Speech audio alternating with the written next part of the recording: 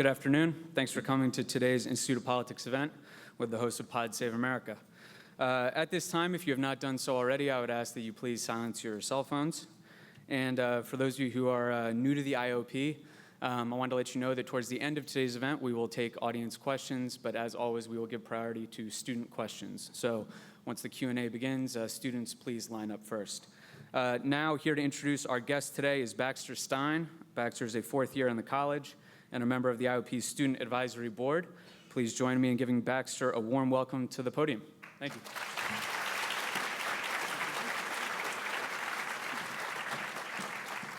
Hi, everyone. Thanks for coming out. Good afternoon, and it's my pleasure to introduce today's event with the founders of Crooked Media and hosts of Pod Save America, Jon Favreau, Jon Lovett, Dan Pfeiffer, and Tommy Vietor. As key members of the Obama administration, this group of speechwriters, campaign professionals, spokesmen, and communications experts helped the president's message reach millions of Americans. And now, in the age of Trump, these four friends came together to launch a podcast, an entirely new venture, somewhere between a media company and political movement. Since its launch in January, Crooked Media has quickly become a central platform for progressive activism and resistance. Their conversations can be at once funny and uplifting, as well as serious and insightful. As these hosts indulge listeners in the antics of the White House and their own friendly banter, they also serve up substantive discussion of policy and provide real ways for people to take action. So they might not be in the prediction business anymore, but today they'll offer some thoughts on the future of civic engagement and progressive activism in the United States. They'll also discuss what it's like to start a new media company and the art of podcasting. So Jon Favreau is a former chief speechwriter for President Obama from 2005 to 2013. Jon Lovett was a former speechwriter for both Hillary Clinton and President Barack Obama, and is the current host of the podcast Love It or Leave It. Yeah, there we go. Dan Pfeiffer is the former senior advisor to President Obama for strategy and communications, and Tommy Vietor is the former head spokesman of the National Security Council and current host of the podcast Pod Save the World. Moderating today's discussion is third year in the college, Dylan Wells. Dylan is a political science major at the University of Chicago and current editor-in-chief at The Gate, the IOP's political review.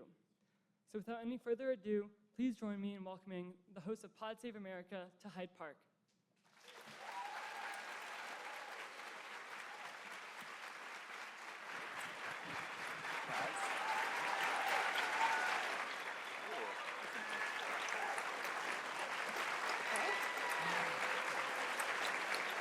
Great.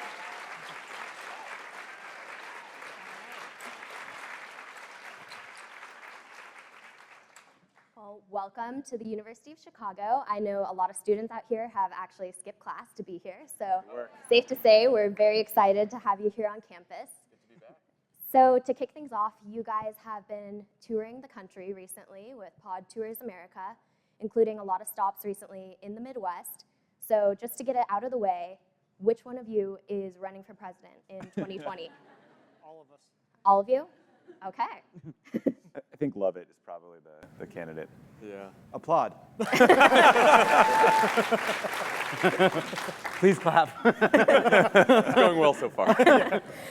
So we're here at David Axelrod's Institute of Politics, where three of the four of you have served as fellows here. Yeah. So to kick things off, what is your funniest Axelrod story? Oh boy. Jeez.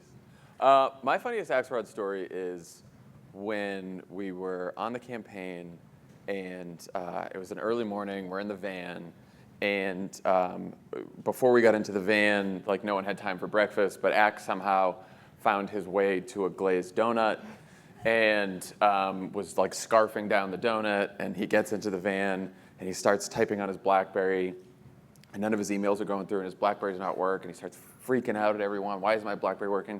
And he looks down and he realized that the BlackBerry did not work because the glazed donut got into the keys and destroyed his BlackBerry. So he was amazing. So that's the kind of genius of David Axelrod.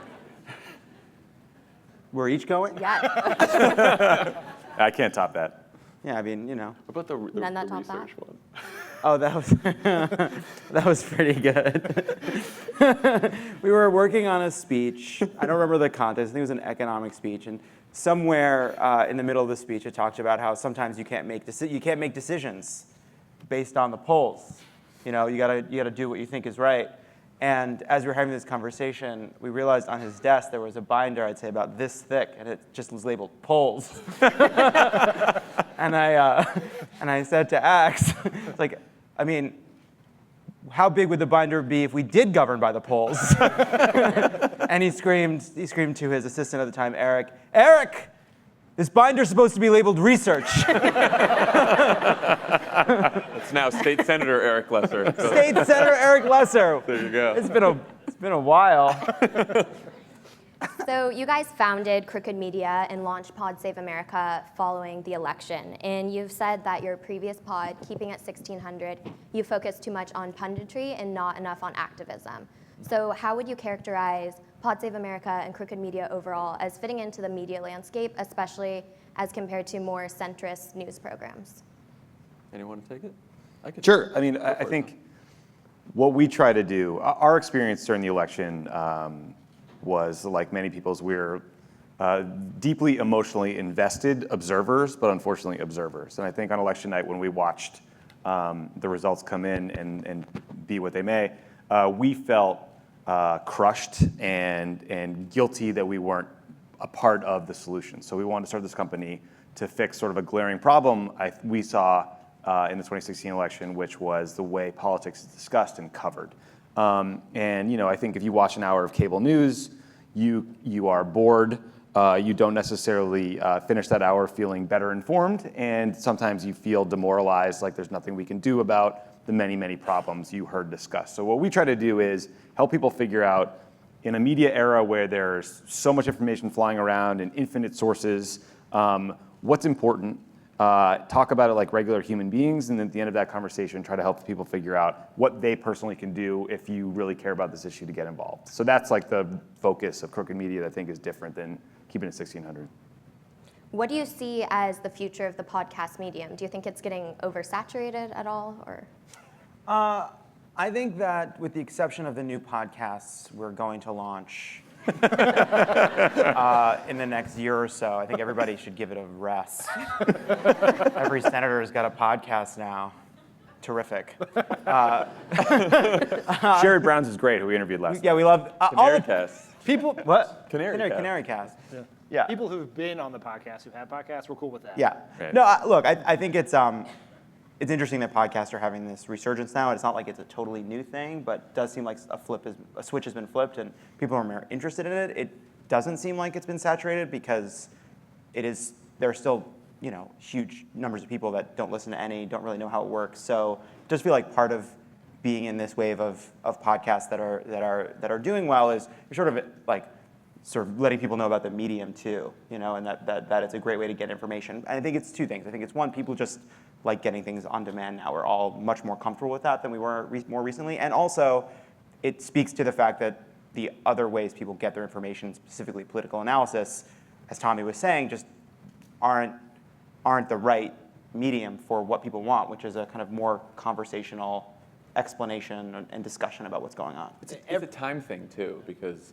I think we've all done television hits, and when you go on, you have a couple minutes to say everything you want to say, and there's like 5 other people on a panel with you, and you can only get a couple sentences out. And it's nice because a podcast gives you the freedom to have a more nuanced, subtle conversation that sort of digs into an issue a little bit more than we're used to in 140 characters on Twitter or 2 minutes on a cable hit. So. Can you give us a preview at all of what your next podcasting ventures might look like? You mentioned a new podcast. Yeah, well, so we launched a new podcast last week. At least the teaser is up on iTunes right now. It's called Crooked Conversations. And we noticed that on Pod Save America, we talk about the news, and then we get to the guest, and the guest interview was like 10 to 15 minutes. Mm-hmm.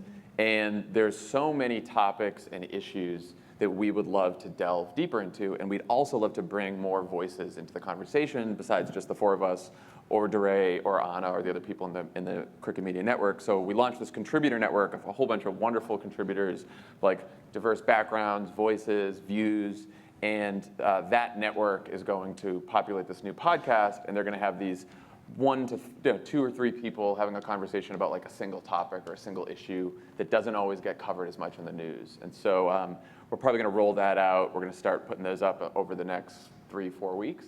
But you can subscribe now in the iTunes store. So. Can you take us behind the scenes of the making of one of your podcasts? How do you decide what you're going to talk about each episode? Is there any planning process? So There's first, a rigorous planning process.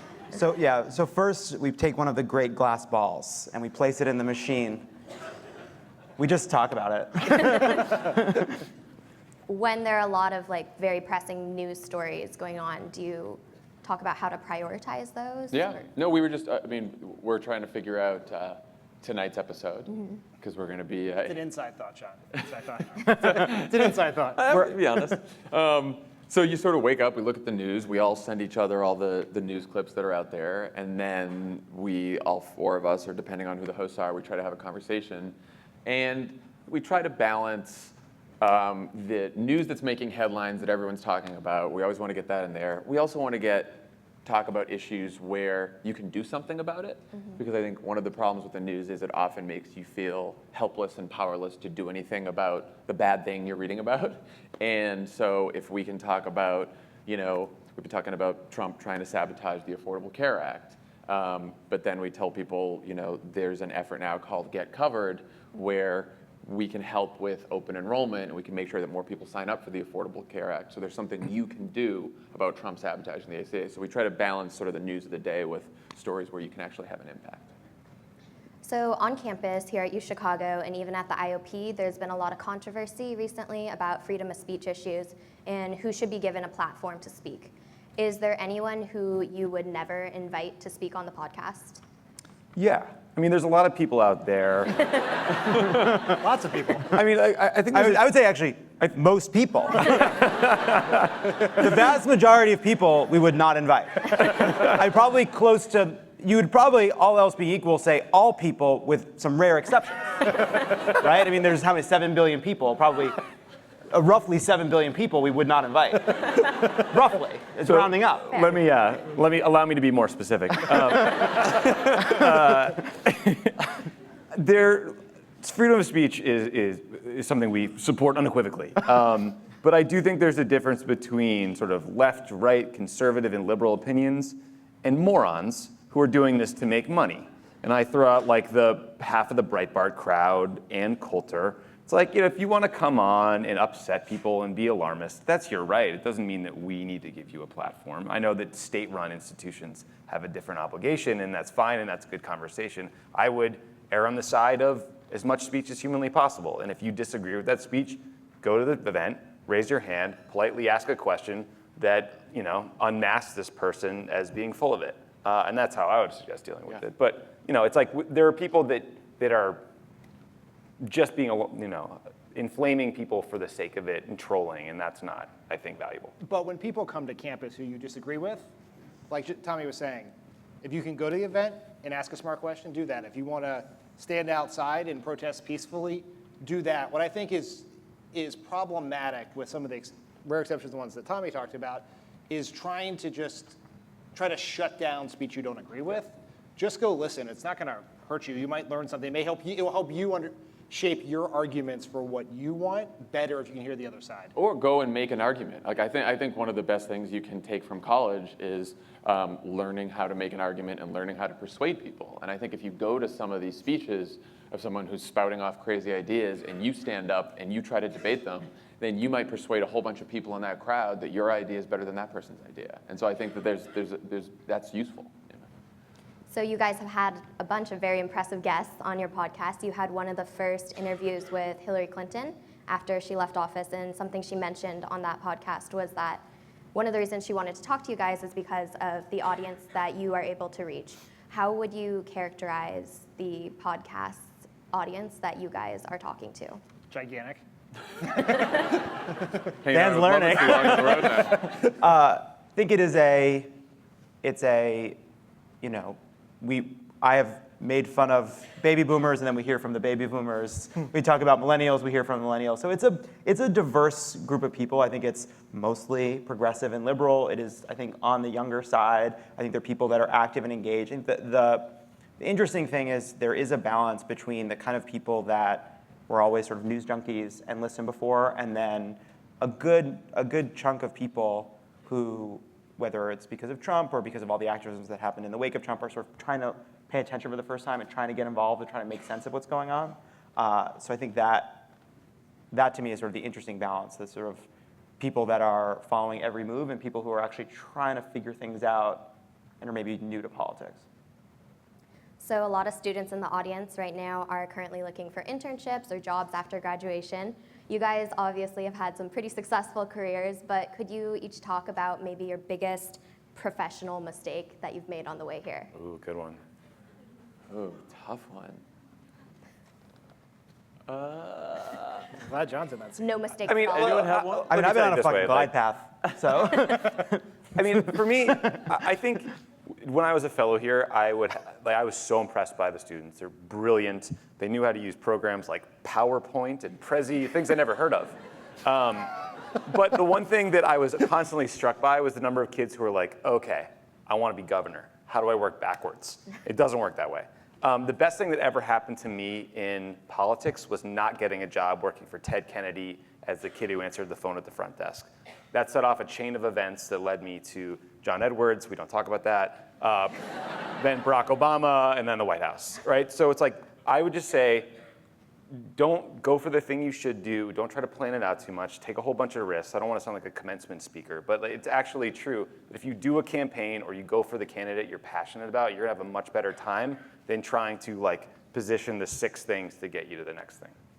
I can say what my biggest mistake was, I think, looking back, was that, so I was bouncing around after college and I interned on the Hill and I ended up getting a junior job on the Hill. And then all of a sudden I got this job being a speechwriter for Hillary Clinton, and I'd never been a speechwriter before. In part I got it because I'd written jokes for her, for Hillary, for a roast of Barbara Walters, which wasn't useful day to day. It's not often that comes up. And so I'm a new speechwriter, and then all of a sudden there was this turnover in her staff, and she had a new communications director. The senior speechwriter was gone. I was the only speechwriter in the Senate office. And I was drowning. I really didn't know what I was doing. And looking back, I thought it was my job to just pretend I knew what I was doing. And what I should have done much earlier was ask for help and say I don't know. Because the new communications director was like, oh great, speechwriter, you got it. It's like, no, I'm very new. I just moved here. So I wish, in hindsight, just asking for help and being willing to say, I don't know what I'm doing right now. I'm not going to pretend. I'm not going to miss this deadline because I'm trying to figure it out on my own. Would have been helpful, because I think it took another year before a more senior speechwriter came on that I finally got to learn from somebody who had done this before. And so not pretending I knew was probably something I could have done earlier. I think when I first started out as a speechwriter, I was the youngest person in a lot of meetings. And because of that, my instinct was to be very deferential. I didn't want to be the annoying kid who didn't know anything and speak my mind or give my opinion. And look, I think when you're in that position, you don't want to be too annoying. You don't want to speak up all the time and be that person in the room who never shuts up and just assume that you know everything. My ears are burning. But I do think at some point you have to have the confidence to know that you are in that room for a reason, because someone believed in you and believed that you could do the job.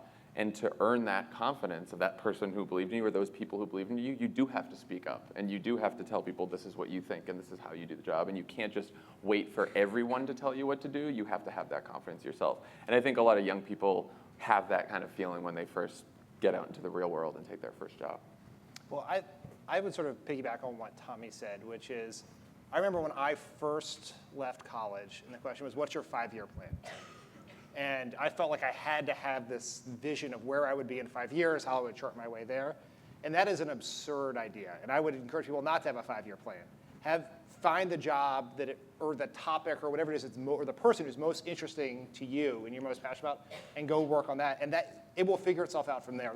The the worst jobs I ever had were the ones I took because I thought they were a stepping stone to something else, right? Like we look at working for Barack Obama. If your goal was to work in the White House, going to work for Barack Obama in January of 2007 seemed like a terrible idea. He was losing to Hillary Clinton by 30 points.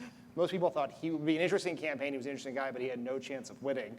But I chose that job because it was the one that I would felt best about doing, not because it was the job that most likely to get me to the White House is where I eventually wanted to work.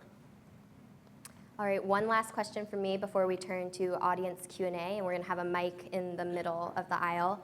A lot of older generations view college students my age as one of the most cynical generations ever. So how would you characterize my generation, and what advice would you have about not saying cynical in this time? This is not pandering like these guys wearing Ohio State shirts in Cleveland last night, but Where's the usual Or figure? Michigan jerseys. It's not pandering if you believe it at every stop. I was a Michigan fan. it's self-delusional sincerity. So I view it the opposite way. I find your generation to be much less cynical than my own. And it's a different sort of idealism because it is less institution-based and more skepticism of institutions, but the millennials and the college kids that I have encountered in recent years, they're all doing really interesting things in their community. Some of it's enabled by what they're doing on the internet, but are trying to engage in the world and thinking about something beyond themselves. And so I would, I think that's a very inaccurate and sort of pejorative description of your generation. Yeah, just we've been doing this tour, and we've had interns at Crooked Media, and it's like I feel like I'm 35 now, and now I can really see 20-year-olds and 21-year-olds, 22-year-olds as different, like really different. Like you are a different generation from me, and I can see that, and I don't care for it. He's wrestling with it. Yeah, I don't. Well, what can you do? But it's amazing to see that there is a difference, and there is an incredible confidence and social awareness and cultural awareness that I think is really good. I mean, we've talked about this just among ourselves. Like, it's amazing how confident these interns are, but also how smart they are, and how much they know, and how connected they are to the world, and how much they're following things. So I'm very optimistic. All right, well, with that, we will turn to audience Q&A. If you can line up behind the mic if you have a question. And now that we've told you how awesome you are, ask us some questions.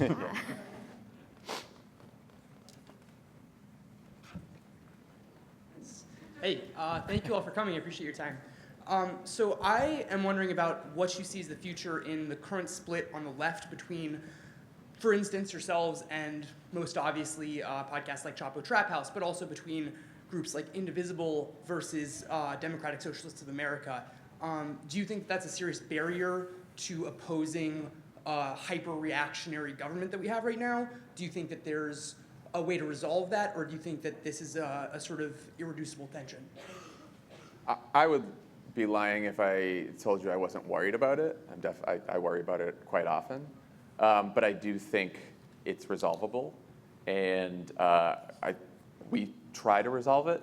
We're trying to work on that ourselves. Because on one hand, I think the debate over policy on that side, between the left and the center left, and liberals and the left, and socialists as well, I think is extremely important, and it's important to have that debate. It's important for that debate to be vigorous. But I also think, that politics at the end of the day is about persuading enough people to form a majority in order to get good things done, to get legislation passed, to realize your policy goals. And that requires compromise, and it requires compromise on both sides. And so I never want to lose sight of the need at the end of the day when we get to an election for people to be able to come together around a candidate to beat especially what we see as, a right-wing, reactionary, autocratic president out there right now. I think that the reason that Trump could win re-election is if we are all divided on the left. And again, that's not to shut down the very important debate we should be having on the left about what the right policies are. But I think we need to argue with each other in good faith and assume that the motives are pure and not assume that the motives are necessarily bad or selfish or all about, self-interest. But understand that the debates we're having are about, they're about real substantive issues. And they're not just about personalities. And I think if we can make it more issue-based and less personality-based, we can probably overcome this. I worry about this because I worry about everything, but I'd say a couple of caveats. I think the differences between the groups on policy basis are not as extreme as they're sometimes portrayed to be. And so 3 reasons, actually. Secondly, there's nothing we can do about it, right? Like, what is not a good response from either side is to try to shut down debate and say, well, one of the two sides has to just be quiet and deal with it, because that sometimes I think came through in how this debate was handled in 2016. It was just like, you lost, shut up, be for the winner. But also, we are an eternity away from 2020 in political cycles. Like, I always point out that in 2006, right before the 2006 election, two very well-regarded Washington journalists wrote a book called The Way to Win. It was all about how you win the presidency. 2 words that did not appear in that very long book were Barack or Obama. And so, like, what we're looking at, the world is going to look very differently in 2020 than it does right now. Thank you. Sure. Hi, thanks for coming. So you guys talk on the pod about the problems of partisanship and of both sides not being able to talk to each other, and that's obviously important right now. But you also, if I may, use language sometimes, it's like pretty extreme about Republicans or Republican leaders. And I know for me as a liberal, it can feel kind of alienating, and I can imagine that might turn away Republican or moderate viewers. So how do you reconcile that difference? It's a fair question. It's something we think about. I mean, I do think we serve probably a different role.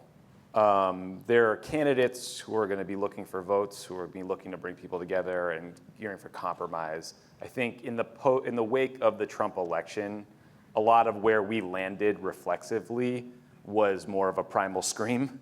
And I think hearing that from people who were feeling the same way as you, I think helped people kind of work through all the things we're all working through to deal with the fact that this monster is in the White House. Case in point. Case in point in the language. That said, I mean, look, it's fair. It's something we think about. Like, as the company grows, as the number of shows grows, as the number of contributors grow, we will be trying to build a network that is more representative of the broader nation, the Democratic Party, and the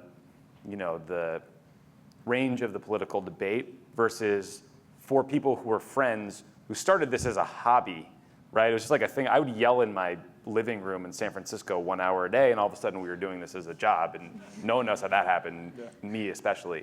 So we're going to grow it out to sort of make it more representative, like you're talking about. I was just going to add one thing, which is, I think that's a very fair point. And I think you're probably right. Sometimes the way we talk about Republicans can be alienating, especially to moderates and maybe a Republican listener who wish we were more conciliatory.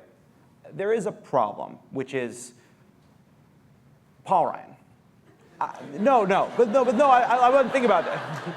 So you guys know our views on this? No, but Is that what you're saying? So I've never been a fan of Paul Ryan. I think the numbers on his budgets never add up. He's an ideologue. I'm not a fan of Ayn Rand or talking about cutting Medicaid in front of at a keg, right? Like, that's not a cool kegger to me, right? I have serious problems with Paul Ryan.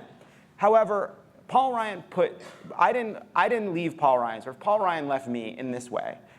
When he capitulated to Donald Trump, I believe he did something fundamentally wrong, that he abandoned something fundamental about his job as speaker, as his role as an American. And it is unfortunate that the words we have to use are words like, he sold out his country, it was unpatriotic, he abandoned his principle, he doesn't care enough about our institutions and our values, that he deserves to lose because what he's doing is un-American, right? These are the kind of things I want to say about him because I believe that they're true. And The one thing that could fix that are people like Paul Ryan, people like Bob Corker, people like Rex Tillerson, telling the truth about what's going on. Because just today, there's a New York Times story saying, right, that Bob Corker's saying every Republican, every senator with rare exception says these things behind closed doors. Well, those are the kind of things we say about Donald Trump and the people that capitulated to him on the show. So I want that kind of conversation too. But part of it is we have to stand up for principle here, and people are doing something that's fundamentally wrong, and them shifting our values is just not an answer to it. That's all. And on the other side, I remember when people thought that John McCain might cast the deciding vote against the repeal of the Affordable Care Act, we were tweeting like, I think he might do it. It feels like he might stand on principle. And we got a lot of shit from people. Eviscerated. Like, he's going to disappoint you, and he's the worst. You Obama guys watching West Wing. Right. There was a lot of that. These are things I said to them. And I said, I was like, I'm going to wait. If John McCain gives that speech on the Senate floor and then votes for repeal, then I will say all these bad things too. But I want to at least wait and see and give him a chance to do the right thing. And he did do the right thing, and I praise him for that. Paul Ryan had the chance, and he did not do the right thing, you know? And so it's like, the other thing is, I believe there's very bad and dangerous people in the White House. I just do. And I can't pretend to say nice things about them because I don't believe that, because I think we're in an extraordinary moment, and they're a different kind of bad than even other Republicans that we've seen that I've definitely disagreed with. What I think we've all tried to do is to separate what we say about Republican politicians from what we say about Republican voters and Trump voters. Like, I don't want to call Trump voters dumb. I don't want to say that, you know, they deserve what they get. I don't, any of that. I think Republican politicians, people in power, have made certain decisions that we disagree with that we're going to be very, very honest about. But I'm always open and want to try to persuade as many people in the country, as many voters as possible, to be with us, or at least to change their minds. I'll just say two more things to this. One is, these are dangerous times. Like, I have never been more worried about what's happening day to day in this country, and what you hear from us in some of the strong language reflects that. Like, this is not this is not the Reagan era, this is not George Bush 41, this is a very different time, and I try very hard not to pretend it isn't, right? And second thing is, what you hear is how we think and feel. Like, we've all played the role of professional spokespeople for much of our career and really been very careful at every word. And now, if we are, like, what you hear in the podcast is a transparent reflection of our emotions that morning, right? We are happy. We're not spinning you. Yeah, no, we were happy and hopeful if Obamacare is saved. We're angry and fearful when Trump does things on the Muslim ban and things like that. And I have no doubt there are things I say that I then realize that my mother-in-law listens to the podcast, and I don't feel great about that. But that's how we feel, and like, you're going to hear that on a regular basis. Thank you. That's a good point. Thank you. Hey, so I had a question about a specific thing that happened recently. So we had 3 hurricanes that were massive in about a month, and so you guys already talked about cable news, and one thing that really stuck out to me is even on liberal cable news outlets, there was no mention about how scientists have been talking about the effects of climate change for like half a century now.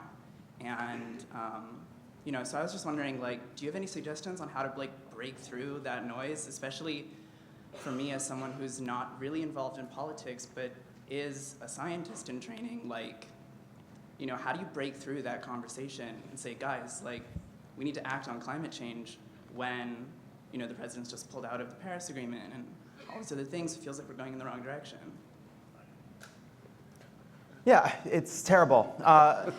So, you know, this morning there was this morning it came out that Scott Pruitt's EPA is going to roll back the Clean Power Plan, and in the New York Times story, I thought there was something very interesting, which clearly was a choice that they made, where it said this will roll back protections designed to reduce climate change, reduce greenhouse gases, which are causing sea level rise and increased weather, and like it described it as a fact. Right, just this is what it's doing. And I think that's really important. I think there's 2 problems. One is just the kind of facile nature of the way cable news covers things, and the fact that because it's considered a partisan issue, they can't just say this is being caused by climate change, or climate scientists all recognize the fact that that climate change causes more storms and causes those storms that do happen to be worse. They're fundamentally, United States conservative movement is a global outlier.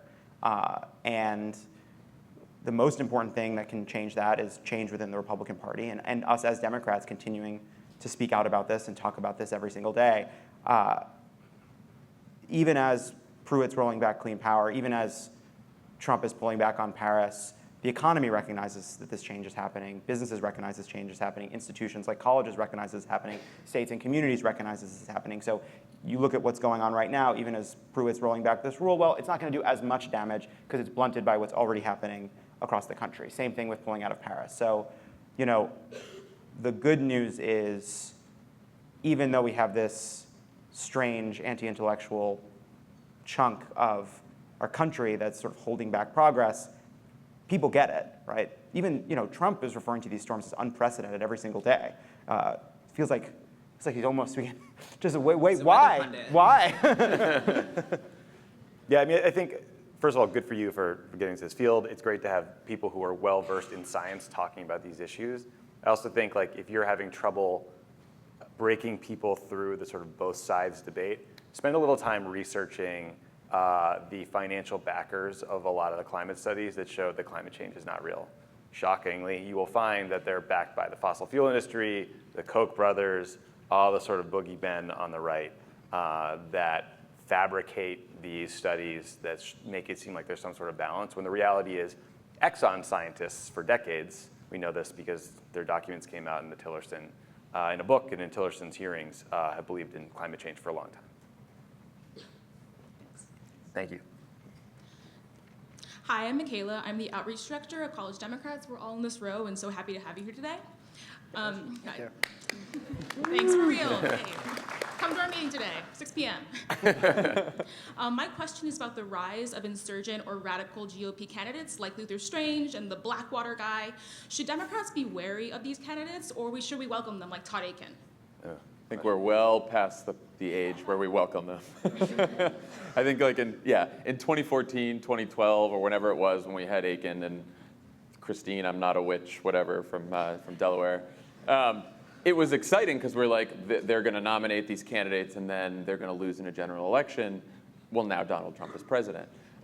So I don't think it's so bad for the country to have some of these people on the ticket. It's so bad for the country that Roy Moore, whose top backer is a secessionist who believes that 9/11 was punishment from God, that person should not be embraced by a major party. That person should not be a candidate for Senate. That person shouldn't even come close to being the Senate. So do I celebrate the fact that Roy Moore won because maybe it's easier now for Doug Jones to win that race? Absolutely not. Because I think at some point we are, as Dan said, we're in such a dangerous time right now that when we see these candidates pop up that are not just your traditional Republicans that we disagree with on taxing and spending and all that other kind of issues, but people who have their roots in white nationalist movements, we have to do everything we can to stop them because it's bad for the country. I have one caveat to that. Sure. I agree with you. That's very good government. If it is someone running against an incumbent Democrat, I want them to nominate the biggest nut job possible. Right. Yeah. Right. Thanks so much. Thank you. And thank you, College Democrats. Good for you guys. Hi, I recently subscribed to podcast Save America, and I found it refreshingly combative in spirit. So thank you for coming. But there are also Where was the other person who said we were too vulgar? Combative, refreshingly combative. That's perfect. But there are also other very appealing podcasts like X-File. Yeah. I found it to be... we found the plant. He just removes the mask and it's David Axelrod. Which I found it to be more like a podcast older brother.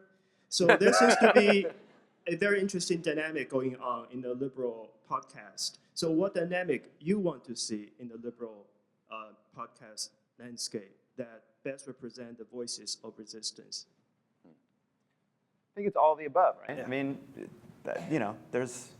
Yeah, I think our goal for Pod Save America is to try to sort of bring the experience we were lucky to have at a relatively young age and talk about it the way we text each other. We're all on text chains all day long complaining about the news. Like some people talk about sports or things that are fun. We complain about what Paul Ryan did, which is our sad existence. And you guys get to live it now through the podcast.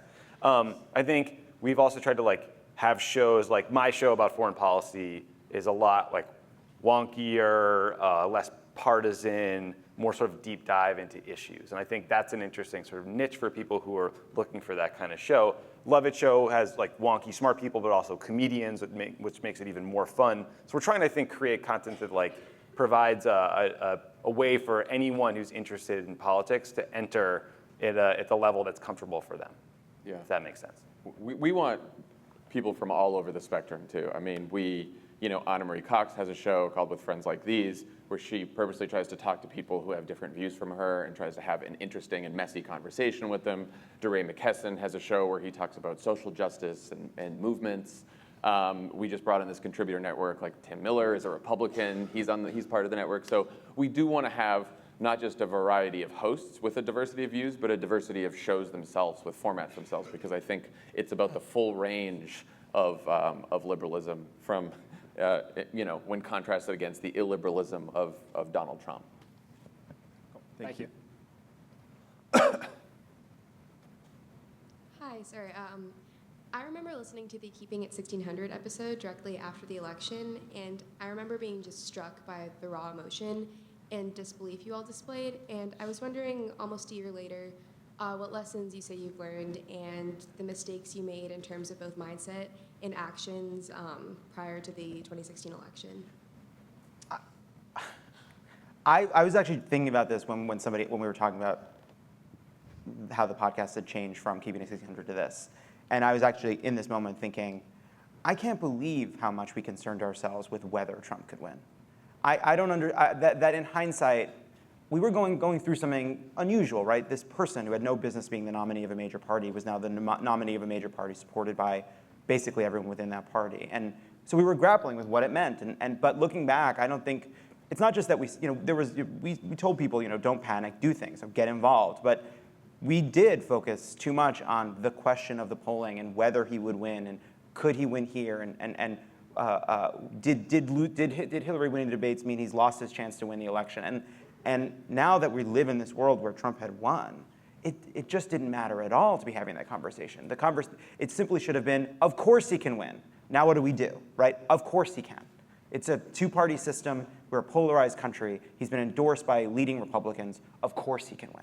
I think about myself and how I thought about that election. And I think back to 2007, 2008, when I first went to work for Barack Obama. You hear all these Washington pundits and reporters saying, of course Hillary Clinton's going to win. That's what history tells us will happen. It's the establishment candidate with the higher poll numbers and more money.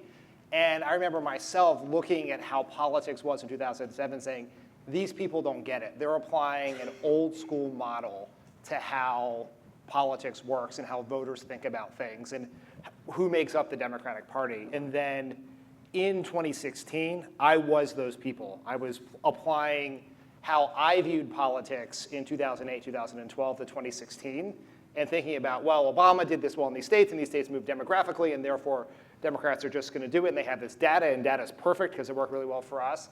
And because I became sort of the conventional establishment thinker that I had fairly arrogantly disdained previously, I missed what was happening. Like, there were a lot of anecdotal things that in hindsight should have been very concerning, and missed those because I was fighting the last war. Yeah.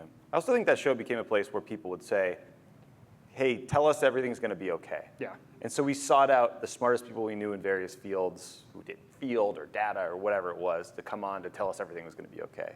And maybe we should have thought a little more about what would happen if it was not going to be okay and talked about the stakes of the issues versus the horse race. We also played that role in our personal lives, yeah. Right? Like, everyone we worked with or our family or friends would be like, you're the political, quote unquote, expert I know. I'm really nervous. Is it going to be okay? And you would tell them be okay. And I remember thinking at a couple of junctures, like around, I never thought Hillary was going to lose, but I remember thinking around the Comey, when the Comey letter came out and thinking, well, this could be a problem, but thinking I could not say that on the podcast because my role was to tell people it was going to be okay. And if we if we took it, we became so known for that in our very small little circle that if we had taken a different approach, that would have been a thing. And right, so we ended up in this self-reinforcing role as the people telling people not to wet the bed. And there was a strange thing where saying that Trump could win was seen as an attack on the Clinton campaign. Yeah. And I think we fell into that trap, and I think people in the Clinton campaign fell into that trap too. I don't think they're responsible for the entire institutional and establishment world believing she would win. But I remember those moments and thinking, if you even admit that maybe that things aren't going well, or if you admit some doubt about it, even though I thought Hillary was going to win, admitting some doubt that would have been something people would jump on for hurting the Hillary to the party. Yeah, hurting the Hillary campaign. It was seen as hurting the campaign to allow for the possibility that Trump might win. I think overall the lesson I take away is predicting what might happen is always a waste of time, and thinking about what should happen is never a waste of time. And so Or analyzing what's happening. Yeah, and I think that so going forward, that's just the general rule of thumb. As you can tell by this long answer, we're not fully over this yet. Thank you. Thank you. Hi, I'm a law student, so I apologize in advance for any legalese. Last week, Lovett asked us all, like, what are you going to do to combat gun violence? And I realized I haven't heard any new answers to that question, and I went out and I looked for some. And there are two law professors from the University of Georgia who were saying, well, what if we just decided to treat gun manufacturers the same way that we treat, like, Superfund polluters or drug manufacturers, which is anytime there's a death from either suicide or murder with a gun, you pay into the fund whatever X amount. And that way, the social cost is shifted onto the people who are producing these things and the people who are buying them. And we'll end up with things like gun manufacturers are the ones who are trying to advocate for waiting periods. And I was wondering, is that the type of thing that you're talking about when you say we need new answers, or do we just have a dearth of answers to these types of things?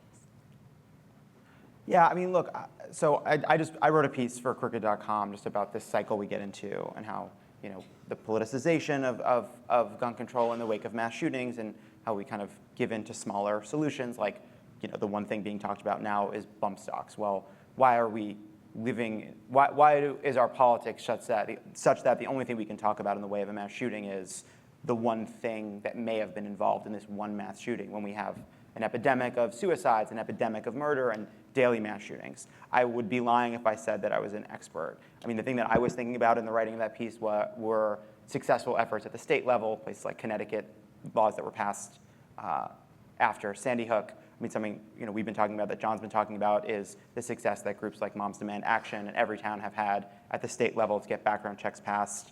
I don't know, honestly, I don't know what it means to sort of widen the aperture of what we believe is possible. I think what you're suggesting is a really good idea. I think thinking about the financial interests at stake here, people have been talking about those kinds of things with us just on, as we've been on this tour.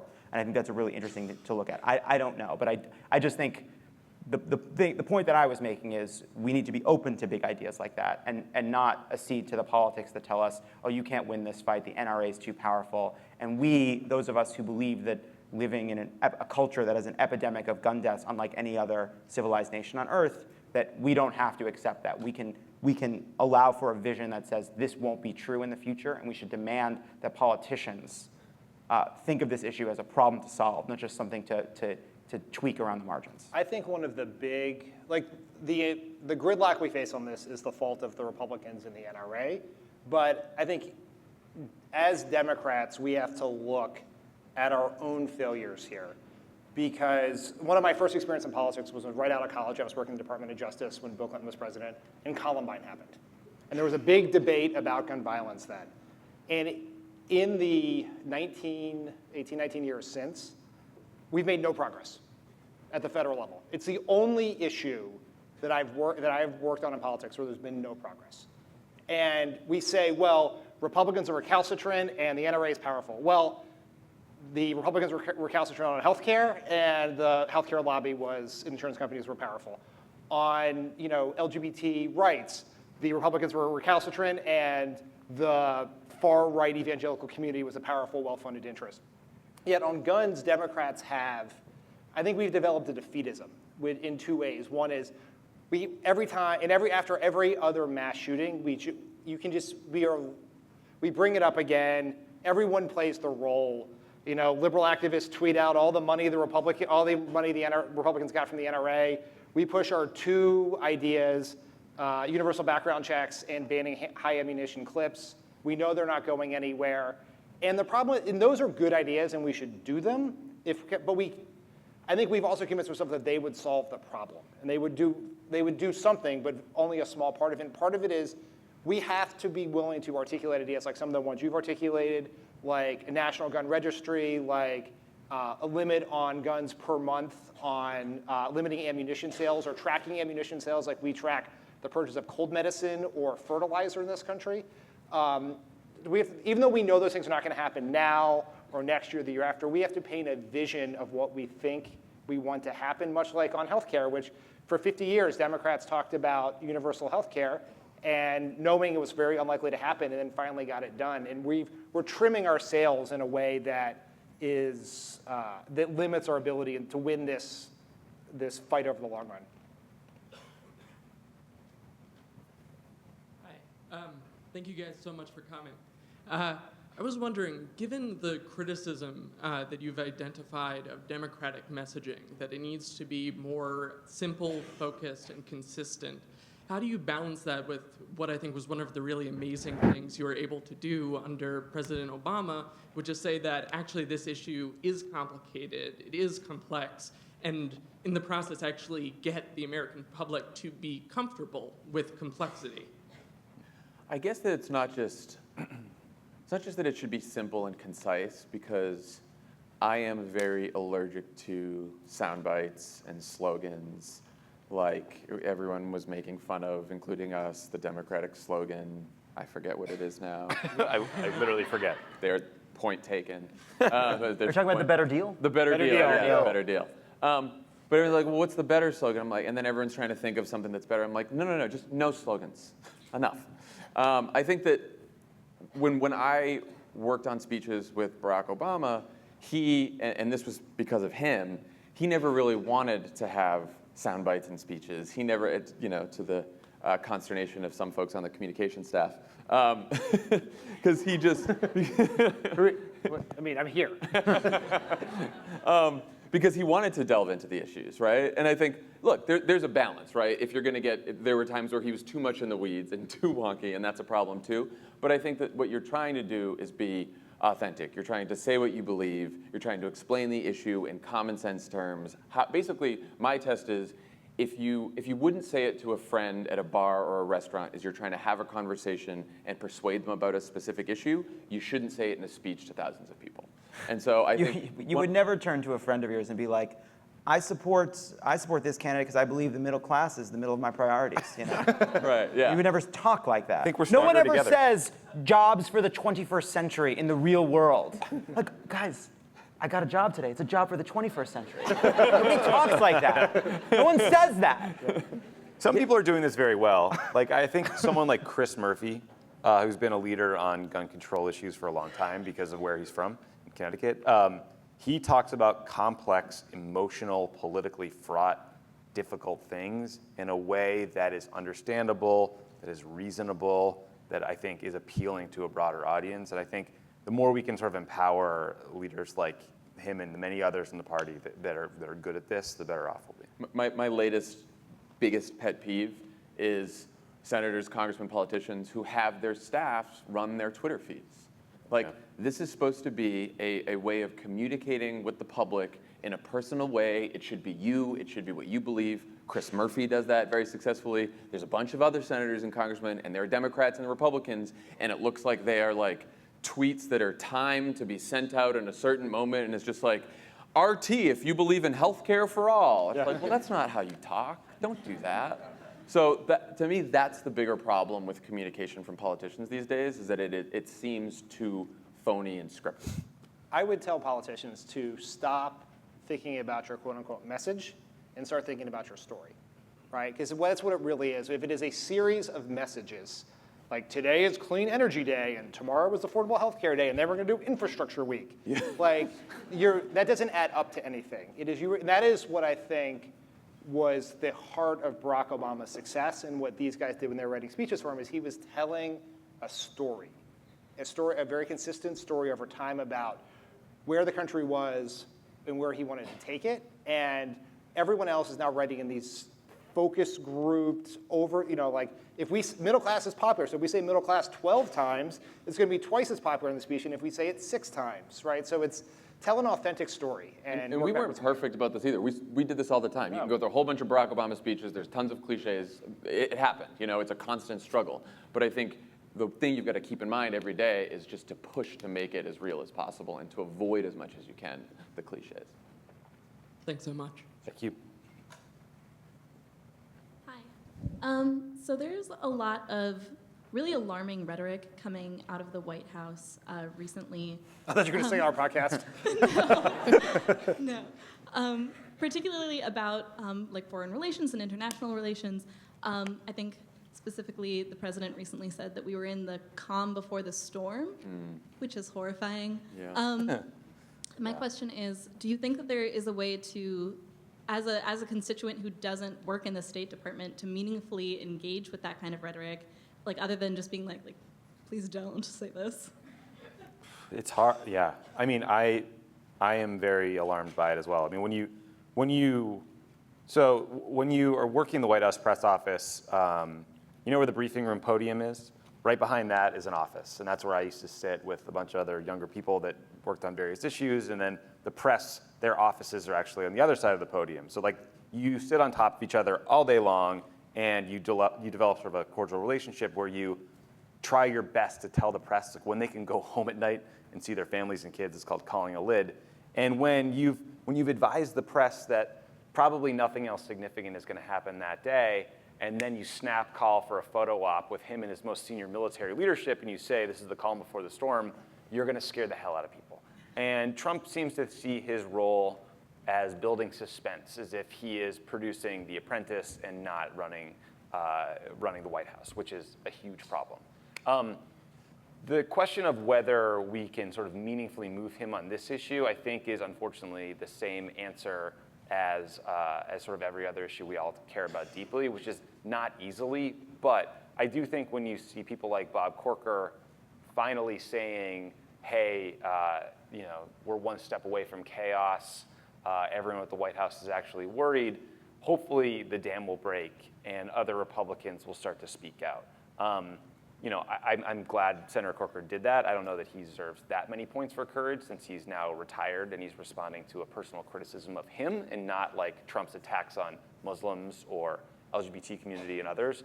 But I do think pushing our elected officials to speak out and say this is not helpful. We shouldn't be inflaming Kim Jong-un, who is pointing a massive arsenal at South Korea at all times. There's no value to that for us.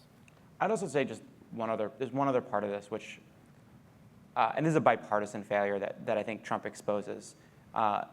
When Trump fires Comey and attacks institutions, we realize that a lot more was protected by norms and values than we realized. And I think if we make it through, and I really hope we do, that's something we should talk about. What are the ways in which we should strengthen institutions with law to limit the president? And also, over the last 4 or 5 decades, we have slowly made the president more and more powerful and shifted more and more responsibilities that were originally given to Congress to the White House. And the imperial presidency, I think we are all now living with what it feels like when someone we truly do not trust in that role. And look, there have been presidents that I believe have made horrific and terrible foreign policy decisions with ghastly, immensely terrible consequences. But Trump is unique, and I think thinking about ways in which we can scale back some of the powers that Congress has ceded to the presidency is something I think both parties should start talking about. Thank you. Thank you. Thanks. Hey, so my question has to do with not Trump specifically, but we were talking about persuading majorities and all these anti-intellectuals, and I guess where I get frustrated as to my role or all of our roles is to what degree do we expend effort on persuading those kind of people and bringing them to a table? I mean, no one's trying to talk to the Nazis, but in terms of the people that are just paying attention to Fox News and stuff, do we expend our energy trying to get them to listen and to persuade them and to use facts, or is that something you brush aside and just try to move forward? I think if you have some of those people in your life that you know, your family, your neighbor, your friend, it is a worthwhile experience to try to persuade them or understand them, right? Just understand, like, why did they think that way? Why do they believe that way? Who told them that? Why do they believe that climate change is fake? Or why do they not believe the thing that was in the paper about Trump that day, even though it's a story about what Trump himself said, right? Like, I think that is a worthwhile thing for, it'll just like when the speaker you don't agree with comes to campus, it'll help you be able to better make your arguments. I think in the world of politics and winning campaigns, you have a finite amount of resources, and you have to focus on the people who you can persuade. That is not to say that you write off everyone who voted for Trump. I don't believe that at all. I think there are a lot of people who voted for Trump, including the not insignificant portion of them who voted for Barack Obama in 2012 and Trump in 2016 that we ought to try to persuade. But we will bang ourselves a head against the wall if we're going to take the people who put Pepe the Frog in their Twitter avatar and repeat what Sean Hannity said every day. That's not as a path to victory for Democrats. I think that when we talk about persuasion, I think that there are sort of two big groups of people. There are people who reluctantly voted for Donald Trump, and then there's the huge and far bigger pool of people who didn't vote at all. And I think that when we're trying to think about how to reach these two groups of people, I think it's largely the same problem, which is building a case. And it goes to the messaging question, too, of you look at politics and you either think things don't change or you don't trust what you're seeing. You don't believe the Democrats have your interests at heart. You don't believe, you've been told over and over again that these problems are going to be solved, and yet you've seen dislocation and immiseration in your life, in your community. You feel like politics doesn't matter, right? And so whether you voted for Trump to burn the system down or you didn't vote at all, I think the big challenge now, looking at a Democratic Party that has lost at the presidential level, the Senate level, the governor's level, the state house level, all the way down, is how do we change? How do we make a big case, a compelling case with bigger new ideas that get people to understand that we're changing and we're going to actually attack these problems in a way that you can trust. I mean, I think that is what we talk about all the time. It's really hard. I think the fight between liberal and the center and the liberal wings of the Democratic Party is a part of that. I think the reason you've seen a resurgent left wing is because they can look at what the Democratic Party has done in total and said it's not worked. And I think all of that, all of these conversations, the reason people are listening to the podcast, all of it comes down to trying to answer that question. Like, how do we convince people that voting for a Democratic majority is worth it and the right thing to do and will make a positive difference in their lives? That's the challenge. Thanks.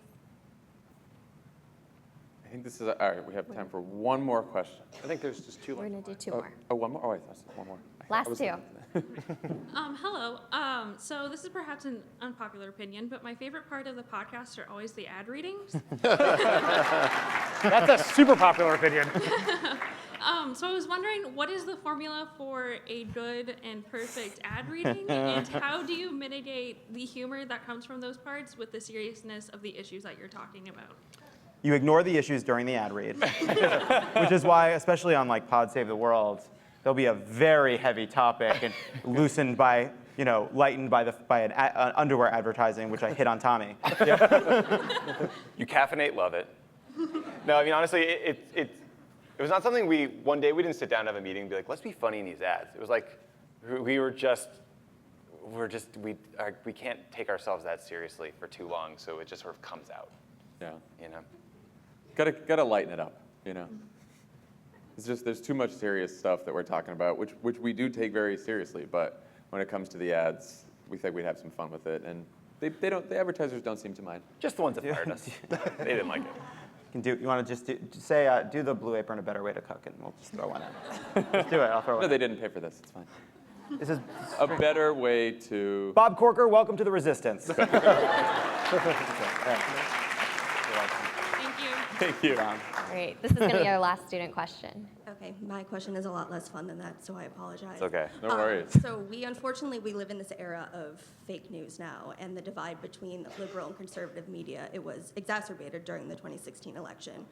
Moving forward in the future, is there a way to mend that divide where we can, just agree on simple facts, or is the future of media just even more hyper-partisan, liberal and conservative coverage? I think you have to separate ideological media from propaganda. I believe that 95% of what happens on Fox is Republican propaganda. It's not news, and it doesn't. There was legitimate conservative news sources who look at different issues that mainstream media looks at, or different issues in liberal media, but we should separate that from Breitbart, Fox News, sort of the InfoWars. Yeah, the fake. There is a business, right, that is to scare the living crap out of people and then try to sell them gold, right? Like that is what they do, and so I think that's an important distinction. The second part is we may have crossed the Rubicon where the old world of like Walter Cronkite and Peter Jennings telling you what the truth is gone. And people are going to have to be smarter, savvier consumers of the wide amount of information that's out there, from what they find on news media websites, what they find on TV, what they hear on podcasts, and what they just see shared on Facebook and Twitter. I think that media literacy has to be a huge component of education going forward too, because we need to teach children and students as they grow up, like what are legitimate news sources and what aren't. I mean, all we can say is like we are clearly partisans, but we believe that we can have a media company where we're honest about our partisanship and honest about the information that we give you. And I'd hope for that on the right as well. Like I'm happy for there to be Republican media outlets and conservative media outlets that try as much as they can to tell the truth. And not everyone's going to get it right all the time. Sometimes you're going to spin, sometimes you're going to shade the facts, sometimes you're going to get it wrong. But if you're trying to tell the truth, if you're trying to just persuade people and offer your opinion, along with the very real and important journalists who are doing investigative journalism and are doing the important work, then we're going to be okay, But like Dan said, it's the propaganda that's dangerous. It's hard because these are two overlapping problems. There is a problem of a liberal's Facebook looks totally different than a conservative's Facebook. People don't cross-pollinate, right? And that's partly a result of these algorithms, partly a result of our choices as consumers. And I think as liberals, it's incumbent upon us to read smart writers on the right and find people that you think are smart, even if it makes you crazy, to read at places like National Review or what have you. And like I try to do that. I read a lot of stuff I really hate, but I really try to read it. Separate and distinct from that is what has happened in the right-wing media. People often make this false equivalence, Rachel Maddow and Sean Hannity. As a country, we would be in such better shape if that were true. if Sean Hannity, if Fox News was dominated by the Rachel Maddows of the right, if those people existed, that kind of balance existed, that'd be a great problem. That'd be a real battle of ideas. I mean, Rachel Maddow can be biased, and maybe she's not always as intellectually honest, and we are probably too forgiving of the sins of our side and too willing to attack the faults of the other side. Sure, but if we had that kind of partisan media, like on level playing field, like that would be a great debate. I would really like to see that happen. I'd say one more thing, which is, this is the hopeful side of this, is I think we're in this is like a very strange period that like is spanning two eras, which is you have a lot of people, older people who grew up under the old world of media, where certain things happened.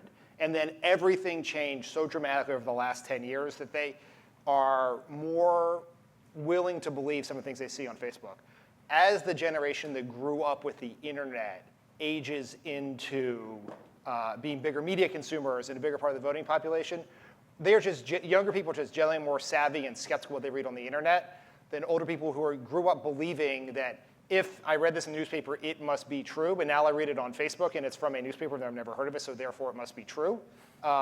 This problem may get better before too long. Are you saying that article I read by the Eagle Patriot Times might not have been on the level? Yes.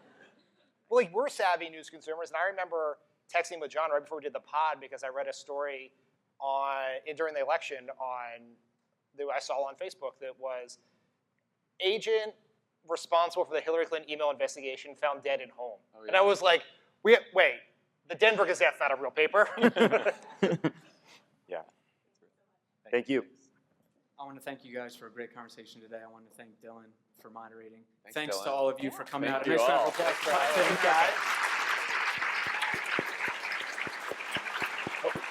Thank you all for coming.